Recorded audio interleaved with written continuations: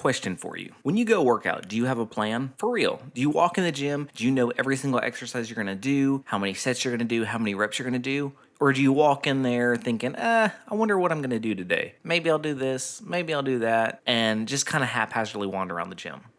If you're doing that, let me tell you, you need to stop. I'm going to tell you why. I'm going to tell you how to set up a routine. So that's what this episode is about. So strap in, get ready for episode 142. Let's go. I've always been that skinny guy. Why can't I gain muscle mass? What do I do in the gym? They said I'd always be skinny. This is your complete source for how to gain lean muscle and break out of your skinny body. From nutrition to getting the most out of your workouts and everything in between. We know just how frustrating gaining muscle mass can be, but don't worry, we've got you covered. You're listening to the Bones to Bulk podcast. Hey, welcome to today's episode. My name is Brian Parody. I will be your host today. And if you're a return listener, thank you so much for taking the time to come back. I really appreciate it. There's so many podcasts out there, and the fact that you're here means the world to me. And for any first-time listeners, welcome. I hope you get a lot out of this. I keep these brief because, let's face it, fitness is overcomplicated, and I think the simpler, the better. So, with that being said, let's dive in to today's episode. One thing, real quick. If you have not signed up for my new text messaging, I don't know what you're waiting for. Text podcast to 706-222-7551. You will get an automated response just letting you know that you're signed up and a little welcome message from me that I rewrote. But what I do is every week I send out several texts, just fitness tips, motivational stuff, and you can respond. It comes directly to me and I will respond to you. So get on board with that. 706-222-7551. Text the word podcast. All right, with that being said, let's dive in. All right, so I've been guilty of this. When I first started working out, I didn't know what I was doing. I didn't understand the importance of breaking up muscle groups. I didn't understand the importance of coupling muscles together or proper rest in between. And so I just went in there and I did stuff. It didn't matter if I did chest the day before. Guess what? I was doing chest again. I was doing bench press. And then I would go do some bicep curls and some shoulder shrugs. And there was no rhyme or reason to anything. It was just, what do I know how to do? What's convenient? What's easy? What am I familiar with? And that's what would direct my workouts. And let me preface this with, sure, that's better than doing nothing. Absolutely. You're still working out. But if you're really trying to make gains, if you're trying to build muscle, then it's a very ineffective way to do so because you're not really training the body. You're just putting the body through some guesswork every day. So if you've never built a solid workout plan, here is the basics you need to understand and need to implement. Number one, break up your muscle groups. You can't be working out full body every day. Well, I say that. There are some full body programs out there that you can do. I don't recommend them just because I think you can wear the body down too fast, especially if you're starting out. So I'm not really going to get into full body workouts, but it is an option, but I don't recommend them. So breaking up your muscle groups. How do you know how to break them up? Well, a lot of it depends on your schedule. Are you working out 4 days a week? Are you working out 5 days a week, 6 days a week? What are you able to do? There are lots of different things you can do. When I first started, what I did was I broke it up into one muscle group per day. So I had chest day, bicep day, tricep day, shoulder day, leg day. And I would work out, actually, I think I coupled triceps and biceps together. So I had 5 full days worth of workouts. And each muscle group was getting hit once a week. Now, I had plenty of time of rest in between the muscle groups, so I didn't have to worry about that. And I was breaking them up, so I was really focusing on one muscle per day. So really, tearing down the muscle, tearing down those muscle fibers, and really doing what you are supposed to do in the gym. So that was kind of how I started, and that was a good start. But once a week is not ideal.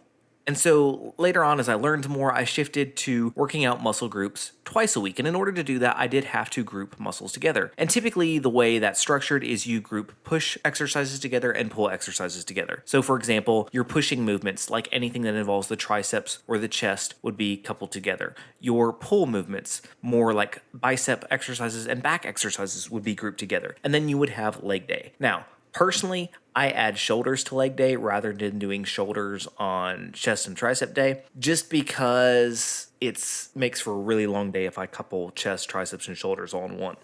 But you can do that. So by doing that, the first 3 days of the week, I hit those 3 combinations. Now, on day 4, I can start it over, and I've had enough time in between to rest those muscle groups. So, for example, if I did chest and tris on Monday, back and biceps on Tuesday, legs and shoulders on Wednesday, I start over and do chest and tris on Thursday, back and biceps Friday. So I'm working out 6 days a week. Now, you can have a day off in between. You can take your day off at the end. really doesn't matter too much. I mean, ideally, if you can take the day off right in the middle, that's best, but it's not a requirement. Like, again, you've got to find what works for you. And again, if you can't hit muscle groups twice a week, if you don't have that much time, that's fine. Just do one muscle group per day and spread it out. That's okay too. That's going to get you a lot of gains. Eventually, you will need to change things up to continue to grow, to really push those muscles, but that'll get you for a while. The second thing is reps and sets. You know, there's so many different things of should I do 5x5? Should I do 3 sets of 12? Should I do drop sets? Yada, yada, yada. I mean, there's so many different options. And here's the thing. Not any of them is blatantly wrong, but we focus on the wrong thing when we just talk about reps and sets because time under tension is everything. Time under tension is the actual amount of time that your muscles are being strained. And that can be achieved successfully with a lot of reps or with low reps, depending on how you're working out, how you're exercising. And what I mean by that is when we slow down every single rep and treat every rep like it is the only rep we are doing, trust me, you don't have to do 20 reps of something in 5 sets to really work out the muscle when you're working that way. You can do low reps and still get an insane workout. But the thing is, you want to push yourself. You want to challenge yourself. If you're doing 3 sets of 12 and you're breezing through it like it's nothing, guess what?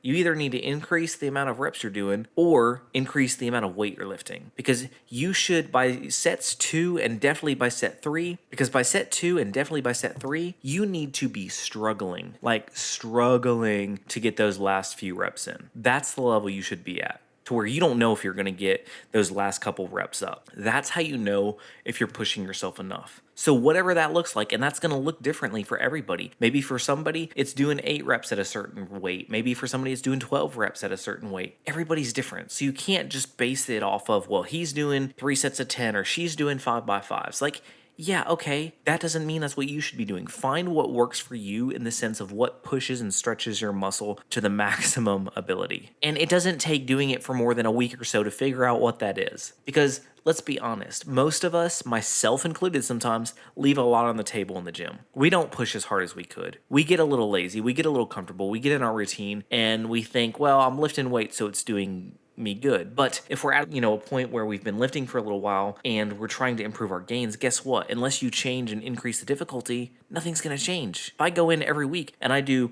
3 sets of 10 on bicep curls and I never change the weight I'm lifting and I never slow down on my reps and I never try to increase the reps or the sets, guess what? Eventually I'm going to stifle. My muscles are going to get used to what I'm doing and they're going to be like, okay, well, I got this. This is easy. I'm used to doing this. No, you've got to change it up. So a good way that you can structure this that I really like is breaking your cycles kind of down into a month period, and each week being like a microcycle. So in week 1, starting off with high reps, doing maybe 12 to 15 reps. Keep it at a rep range, and it can be anything like 14 to 16, whatever. But keep a rep range so that you're not in the mentality of thinking, well, as soon as I hit 12 reps, I'm done, even though you can do a few more. That way, when you have a range, you know, okay, I've got to hit in this range, and you're going to go for the highest number in that range. So the first week, do higher reps, and obviously your weight's going to be kind of moderate. Then in week 2, drop your reps a couple. So instead of doing maybe 14 to 16, do 10 to 12, but increase your weight. And then week 3, drop the reps and increase the weight even more. So instead of doing 10 to 12 reps, do 6 to 8 reps, but increase the weight. And then in week 4, drop the reps even more. So only do 2 to 5 reps, but you're doing as heavy as you possibly can to even when you get to that 5th rep, you're dying. Then at the end of those 4 weeks, you can start the cycle over. That's just a good way to change things up, to keep your muscles guessing, to keep things constantly changing. I really like that method. That is one way you can do that. And my point in all this is not to say you have to do it this way, you have to do it that way. My point is, you've got to do what works for you, and that's focusing on that time under tension and what really, really is hard for you and pushes you. And that's not always easy because sometimes we just want to go in the gym and put in our time, put our headphones in, and walk out saying, well, I was at that gym an hour, but we only really worked out 20 minutes and it was a half-ass workout. You know what I mean? We don't want to do that. So I hope this encourages you to, if you don't have a routine set up, to definitely write one down, figure one out, sit down, write it out, like take a book in there with you, get an app that tracks it so that you know what you're doing when you go in. Have a plan.